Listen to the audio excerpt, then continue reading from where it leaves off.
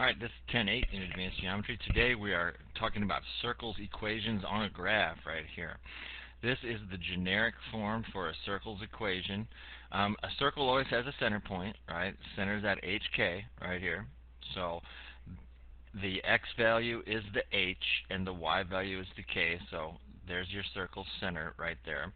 And those parts of the center are right here in this equation. Here's your H value, which is the X value of the vertex. Here's your K value, which is the Y value of the vertex. And you notice it's like a binomial squared. You got X minus whatever that is and Y minus that whatever it is, but they're squared. And that will equal your radius squared right here. So it's the old opposite game. If the center is at 2, 3, right, then you put a 2 in for H, but you notice that becomes the opposite of 2 and the opposite of 3, so it's the old opposite game.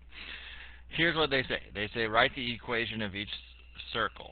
Well, for the first one, it's pretty obvious. You'd have X minus 0 squared plus Y minus 0 quantity squared equals 64.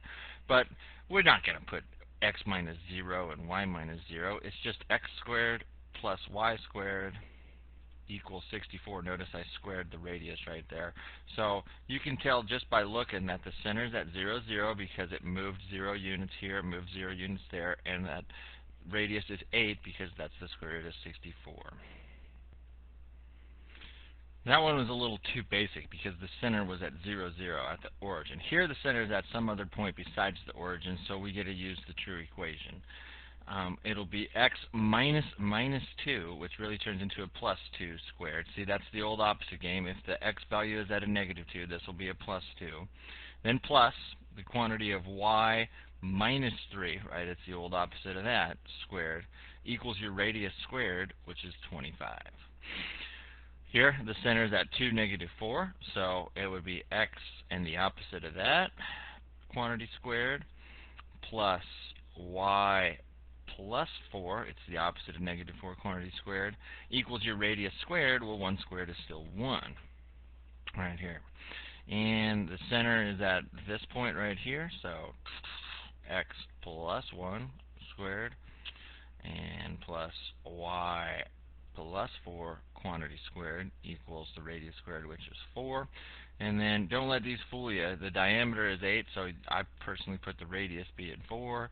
And here the radius is 2 right there. So now I'll write my equation of the circle. It's going to be X plus 2 quantity squared plus Y plus 6 quantity squared equals 16, right, the old radius squared. And the center's at the origin, which is at 0, 0, so you don't need to put the zeros in there. It's X squared plus Y squared equals 4. Out there. Same thing, they want the equation of these circles. They're already graphed, so I graph it. So before you do that, you just figure out where the center and what the radius is. The center is at 0, 0 because there was nothing affecting the X and nothing affecting the Y.